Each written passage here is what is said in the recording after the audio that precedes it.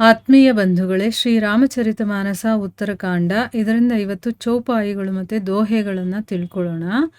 ಹೋಯಿ ಬುದ್ಧಿ ಜೌ ಪರಮಸಯಾನಿ ತಿನ್ಹ ತನ ಚಿತವ ನ ಅನಹಿತ ಜಾನಿ ಜೌ ತೇಹಿ ಬಿಘ್ನ ಬುದ್ಧಿ ನಹಿ ಬಾಧಿ ತೌ ಬಹೋರಿ ಸುರ ಕರಹಿ ಉಪಾಧಿ ಇಂದ್ರಿ ದ್ವಾರ ಝರೋಖಾ ನಾನಾ तह तह सुर बैठे करी थाना आवत देखहि विषय बयारी ते हठी देही कपाट उघारी जब सो प्रभंजन उर गृह जाई तबहि दीप विज्ञान बुझाई ग्रंथि न छूटी मिटा सो प्रकाशा बुद्धि विकल भई विषय बतासा इंद्रन्ह सुरन्ह न ज्ञान सुहाई विषय भोग पर प्रीति सदाई विषय समीर बुद्धि कृत भोरी तेहि विधि दीप को बार बहोरी तब फिरी जीव विविधि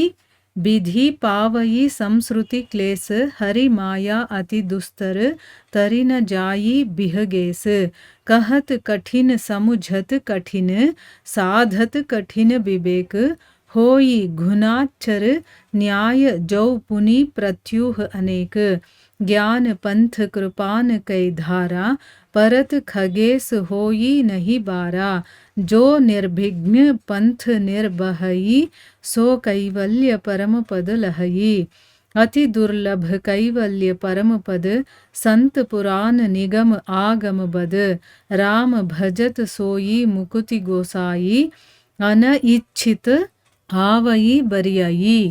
ಇವು ಚೌಪಾಯಿಗಳು ಮತ್ತು ದೋಹೆಗಳು. ಈಗ ಇದರ ಅರ್ಥವನ್ನು ತಿಳ್ಕೊಳ್ಳೋದಕ್ಕೆ ಪ್ರಯತ್ನ ಮಾಡೋಣ. ಓದ ಭಾಗದಲ್ಲಿ ನಾವೇನು ತಿಳ್ಕೊಂಡ್ವಿ? ಕಾಕಭೂಷುಂಡಿಯವರು ಗರುಡನಿಗೆ ಹೇಳ್ತಾರೆ, ಯಾವಾಗ ನಮ್ಮಲ್ಲಿ ಜ್ಞಾನ ಅನ್ನೋದು ಉದಯವಾಗುತ್ತೋ ಆಗ ನಮಗೆ ಏನು ಭ್ರಮೆ ಇರುತ್ತೋ ಅದೆಲ್ಲ ದೂರ ಆಗುತ್ತೆ. ಅವಿದ್ಯೆಯ ಪರಿವಾರವಾಗಿರುವಂಥ ಮೋಹ ಇನ್ನು ಬೇಕಾದಷ್ಟಿರುತ್ತಲ್ಲ ಅವೆಲ್ಲವೂ ಕೂಡ ನಾಶ ಆಗುತ್ತೆ. ಆದರೆ ಈ ರೀತಿ ಆಗಬೇಕಾದ್ರೆ ಅಂದರೆ ನಮ್ಮಲ್ಲಿ ಈ ಸಿಕ್ಕಾಕೊಂಡಿರುವಂಥ ಈ ಗಂಟುಗಳಿರುತ್ತಲ್ಲ ಅದನ್ನು ಬಿಚ್ಚುತ್ತಾ ಇರೋದನ್ನು ನೋಡಿದಾಗ ಮಾಯೆ ಏನು ಮಾಡ್ತಾಳೆ? ಇನ್ನೂ ಬೇಕಾದಷ್ಟು ವಿಘ್ನಗಳನ್ನೆಲ್ಲ ತಂದು ಒಡ್ಡುತ್ತಾಳೆ. ಅದಕ್ಕೆ ಅವಳಿಗೆ ಏನು ಮಾಡ್ತಾಳೆ ಅಂದರೆ ವೃದ್ಧಿಗಳನ್ನು ಸಿದ್ಧಿಗಳನ್ನು, ನಿಮಗೆ ಇದು ಮಾಡಿದ್ರೆ ಇಂಥ ಸಿದ್ಧಿ ಅಷ್ಟ ಸಿದ್ಧಿಗಳೆಲ್ಲ ಸಿಗುತ್ತೆ, ಇದು ಸಿಗುತ್ತೆ ಅಂತಂದ್ಬಿಟ್ಟು ನಮ್ಮ ಬುದ್ಧಿಯ ಹತ್ರ ಅವಳು ಕಳಿಸ್ತಾಳೆ. ಆ ಒಂದು ಬುದ್ಧಿ ಏನಾದರೂ ಆಸೆಗೆ ಒಳಗಾಗ್ಬಿಟ್ರೆ, ಪ್ರಲೋಭನೆಗೆ ಒಳಗಾಯಿತು ಅಂತಂದರೆ ಅಲ್ಲಿ ನಾವು ಬಿದ್ದ ಹಾಗೆ ಲೆಕ್ಕ. ಆದರೆ ವೃದ್ಧಿ ಸಿದ್ಧಿಗಳು ಯಾವುದೂ ಬೇಡ, ನನಗೆ ಭಗವಂತನೇ ಬೇಕು ಅಂತ ನಾವು ಯಾವಾಗ ಪಟ್ಟಾಗಿ ಕೂತ್ಕೊಳ್ತೀವೋ ಆಗ ಅವಳೇನು ಮಾಡೋದಕ್ಕಾಗಲ್ಲ. ಆದರೆ ನೋಡಿ, ಯಾವಾಗ ನಾವು ಮುಂದುವರಿತಾ ಹೋಗ್ತೀವೋ ನಮಗೆ ಆಸೆ ಆಮಿಷಗಳನ್ನು ಒಡ್ಡೋದಕ್ಕೆ ಮಾಯೆ ತಯಾರಾಗಿರ್ತಾಳೆ.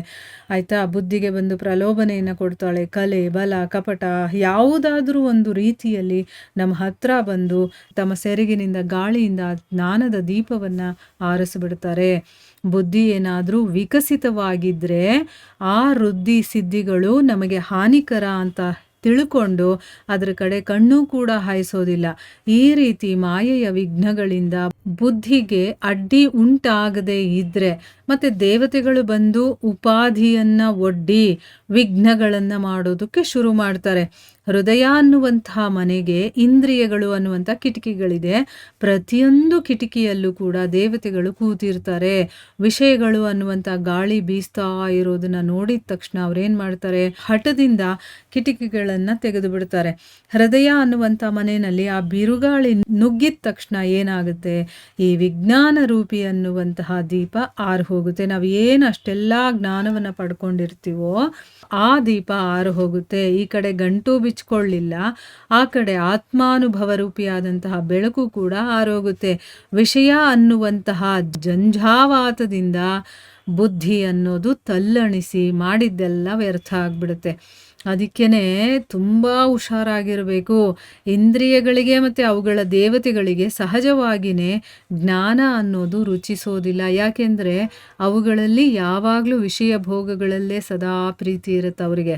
ವಿಷಯ ಅನ್ನುವಂಥದ್ದು ಬುದ್ಧಿಯ ತಲೆಯನ್ನು ಕೆಡಿಸ್ಬಿಟ್ರೆ ಮತ್ತೆ ಯಾರು ಆ ಜ್ಞಾನದೀಪವನ್ನು ಬೆಳಿತಾರೆ, ಇಷ್ಟು ಕಷ್ಟಪಟ್ಟು ನಾವು ಆ ವಿಶೇಷವಾದಂತಹ ಜ್ಞಾನವನ್ನು ತಿಳ್ಕೊಂಡಿರ್ತೀವಿ, ಆದರೆ ಅದೇನಾದರೂ ಒಂದು ಸರಿ ಹಾಳಾಯಿತು ಅಂತಂದರೆ ಮತ್ತೆ ಯಾರು ಅದನ್ನು ಬೆಳಗುವಂಥವ್ರು? ಜ್ಞಾನದೀಪ ಆರು ಹೋದ ಮೇಲೆ ಜೀವ ಅನ್ನೋದು ಮರಳಿ ವಿವಿಧವಾದಂತಹ ಜನ್ಮ ಮರಣ ಪರಂಪರೆಯ ಕ್ಲೇಶಗಳಿಗೆ ಅವನು ತುತ್ತಾಗ್ತಾನೆ. ನೋಡಿ, ಒಂದು ಸರಿ ಜ್ಞಾನದ ದೀಪ ಆರು ಹೋಯ್ತು ಅಂತಂದ್ರೆ ಮತ್ತೆ ಅವನು ಜನನ ಮರಣ ಚಕ್ರಕ್ಕೆ ಬಂದ್ಬಿಡ್ತಾನೆ. ಓ ಖಗರಾಜ, ಹರಿಯ ಮಾಯೆ ಅತ್ಯಂತ ದುಸ್ತರವಾಗಿರುವಂಥದ್ದು. ಸಹಜವಾಗಿ ಅದರಿಂದ ಪಾರಾಗೋದಿದೆಯಲ್ಲ, ಅದು ತುಂಬ ಅಸಾಧ್ಯವಾಗಿರುವಂಥದ್ದು. ಈ ವಿವೇಕ ಜ್ಞಾನ ಇದೆಯಲ್ಲ, ಅದು ಹೇಳೋದಕ್ಕೂ ಅರ್ಥ ಮಾಡ್ಕೊಳ್ಳೋದಕ್ಕೂ ಮತ್ತೆ ಸಾಧನೆ ಮಾಡೋದಕ್ಕೆ ತುಂಬ ಕಠಿಣ. ಒಂದು ಪಕ್ಷ ಗುಣಾಕ್ಷರ ನ್ಯಾಯದ ಹಾಗೆ ಸಂಯೋಗವಶಾತ್ ಆ ಜ್ಞಾನ ಏನಾದರೂ ಸಿಕ್ಕಿದ್ರೂ ಕೂಡ ಅದನ್ನು ಕಾಪಾಡೋದ್ರಲ್ಲಿ ಬೇಕಾದಷ್ಟು ತೊಡಕುಗಳಿರುತ್ತೆ. ಅದು ನಮಗೆ ಸಿಗೋದೇ ಕಷ್ಟ, ಸಿಕ್ಕಿದ್ರೂ ಕೂಡ ಅದನ್ನು ಕಾಪಾಡಿಕೊಳ್ಳೋದಿದೆಯಲ್ಲ ಅದು ಇನ್ನೂ ಕಷ್ಟ. ಜ್ಞಾನ ಮಾರ್ಗ ಅನ್ನೋದು ಕೃಪಾಣದ ಧಾರೆ ಇದ್ದ ಹಾಗೆ. ಓ ಖಗೇಶ, ಈ ಹಾದಿಯಿಂದ ಚ್ಯುತನಾಗೋದ್ರಲ್ಲಿ ಎಡೋದ್ರಲ್ಲಿ ತಡವಾಗೋದೇ ಇಲ್ಲ. ಅಂದರೆ ನಾವು ಎಷ್ಟು ಹುಷಾರಾಗಿ ನೋಡಿಕೊಂಡ್ರೂ ಕೂಡ ಅದರಲ್ಲಿ ಎಡಬಿಡ್ತೀವಿ. ಈ ಪಥವನ್ನು ನಿರ್ವಿಘ್ನವಾಗಿ ನಿರ್ವಹಿಸಬಲ್ಲಂಥವನು ಅಂದರೆ ಯಾರು ಅದನ್ನು ಕಾಪಾಡಿಕೊಂಡು ಯಾವುದೇ ವಿಘ್ನಗಳು ಬರದೆ ಅದನ್ನು ಜೋಪಾನ ಮಾಡ್ಕೊಂಡು ಹೋಗ್ತಾನೋ ಅತೀ ದುರ್ಲಭವಾದಂತಹ ಪರಮ ಪದವನ್ನು ಅವನು ಪಡ್ಕೊಳ್ತಾನೆ. ಕೈವಲ್ಯ ಪದವನ್ನು ಹೊಂದೋದು ತುಂಬ ಕಷ್ಟ ಅಂತ ಸಜ್ಜನರು ಮತ್ತು ವೇದಶಾಸ್ತ್ರ ಪುರಾಣಗಳು ಪ್ರಾಜ್ಞರು ಎಲ್ಲರೂ ಹೇಳ್ತಾರೆ. ಆದರೆ ಓ ಮಹಾತ್ಮ, ದುರ್ಲಭವಾದಂತಹ ಮುಕ್ತಿ ಇದೆಯಲ್ಲ ಅದು ಶ್ರೀರಾಮನ ಭಜನೆಯಿಂದ ಇಷ್ಟಪಡದೇನೆ ಬಲವಂತವಾಗಿ ಬಂದ್ಬಿಡುತ್ತೆ. ಎಷ್ಟು ವಿಚಿತ್ರ ನೋಡಿ. ಈಗ ನಾವೆಲ್ಲ ತಿಳ್ಕೊಂಡು ಅದನ್ನು ಜೋಪಾನ ಮಾಡ್ಕೊಂಡು ಇಷ್ಟೆಲ್ಲ ಮಾಡಿದ್ರು ಕೂಡ ಅದು ಸಿಗೋದು ಕಷ್ಟ. ಆದರೆ ಭಗವಂತನ ಭಜನೆಯನ್ನು ಮಾಡ್ತಾ ಇದ್ರೆ ನಾವು ಇಷ್ಟಪಡ್ತೀವೋ ಪಡಲ್ವೋ ಅದು ನಮ್ಮ ಹತ್ರ ಬಂದ್ಬಿಡುತ್ತದು. ನಾನು ಬಂದೇ ಬರ್ತೀನಿ ನಿನ್ನ ಹತ್ರ ಅಂತಂದ್ಬಿಟ್ಟು ಅದನ್ನು ತಡೆಯೋದಕ್ಕೆ ಯಾರಿಂದನೂ ಸಾಧ್ಯ ಆಗೋದಿಲ್ಲ. ಆ ರೀತಿ ನಮ್ಮ ಜೊತೆನೇ ಬಂದದು ಇದ್ದು ಬಿಡುತ್ತೆ ಅನ್ನೋದನ್ನು ಇಲ್ಲಿ ಹೇಳ್ತಾ ಇದ್ದಾರೆ. ತುಂಬ ಒಳ್ಳೆ ವಿಚಾರ ಇದು. ಇದನ್ನೆಲ್ಲ ನಾವು ತಿಳ್ಕೊಂಡಾಗಲೇ ನಮ್ಮ ಜೀವನದಲ್ಲಿ ನಾವು ಅಳವಡಿಸ್ಕೊಳ್ಳೋದಕ್ಕೆ ಸಾಧ್ಯ ಆಗೋದು. ಸೊ ಇಲ್ಲಿಗೆ ನಾವು ನಿಲ್ಲಿಸೋಣ. ಹರೇ ಕೃಷ್ಣ.